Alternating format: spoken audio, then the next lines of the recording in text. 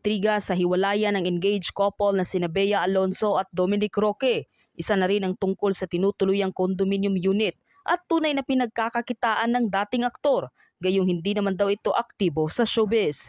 Unang sumambulat ang tungkol dito sa Showbiz Now na ni Christopher Min, kung saan nakarating daw sa kanya ang ginawang pagpapaimbestiga ng kampo ni Bea kay Dominic tungkol sa kabuhayan nito. Napag-alaman daw na ang condo unit na tinutuluyan nito ay pagmamay-ari raw ng isang kontrobersyal na politiko. May pabitin rin si Christy na netizens na lang daw ang mag-isip kung ano ang koneksyon ni Dominic sa nabanggit na politiko at bakit ito ang boss niya. Dalawang bagay tuloy ang spekulasyon ng mga netizens. It's either may gay benefactor si Dom o involved sa illegal na gawain. Sa latest episode naman ng OJ Diaz Showbiz Update, sinabi ni OJ na kaya hindi daw nakapangalan kay Dominic ang condo unit na tinitirhan niya ay dahil nangungupahan lang siya rito. Marami raw kasi ang nagtatanong kung paano niya na-a-afford manirahan sa ganoong klaseng high-end na condo unit, gayong hindi nga naman daw siya aktibo sa showbiz. Speaking of kabuhayan, sa mga nagtataas daw ng kilay sa kung ano ang pinagkakaabalahan ni Dominic, may sariling multimedia company o production house si Dominic na nagkukomisyon sa iba't ibang brand companies para gumawa ng AVP o audiovisual presentations. Ang pangalan daw ng kumpanya nito ay Black Peak Media Production na malaki rin naman daw ang kinikita. Pero sa dating at looks daw ni Dominic, hindi raw talaga maiiwasang maisipan siyang namamakla o may gay benefactor na nagsusustento sa kanya. Na tipong sadyang lapitin lang daw talaga ang naturang aktor. Huwag daw sanang ma-discredit si Dominic dahil kumikita rin naman daw ito sa kanyang negosyo, endorsement, pero sa asset and properties daw ay talaga namang lamang na lamang si Bea.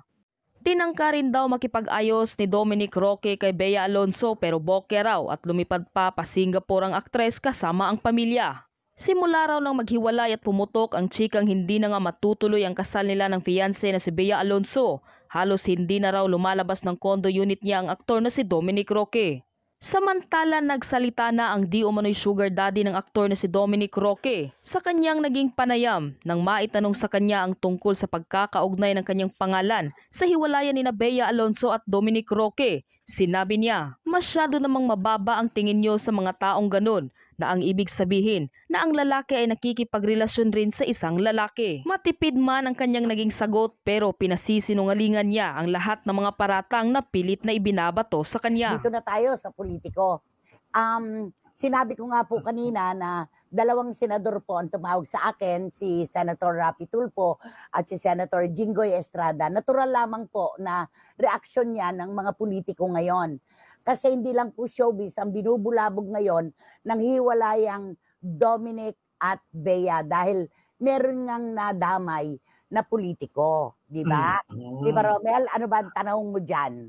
Naku, eto na nga, maghihingi muna ako ng sorry sa aking mga kaibigan, nanay, na patuloy na nagme-mensahe na baka sabihin niyo, suplada po ako. Wala po akong masasabi sa inyo, ngingitian ko lang po kayo dahil alam niyo naman po, ito ay antayin natin ang panahon ang mag-reveal kung sino siya. Okay. Diba? Ay, yan din ang sinagot ko rin kanina kaya Kuya Rafi at saka kay Senador Jinggoy, halakhak, puro halakhak. Nanay, sabihin mo na, sabi ni Kuya Rafi, yung mga kasama akong politiko, binubulig-lig ako, tinatanong ako, tanongin mo naman sa nanay mo kung sino yun para malaman natin. Si Senador Jinggoy naman, nanay, nasa Senado ba yan politiko? Nasa mababang kapulungan?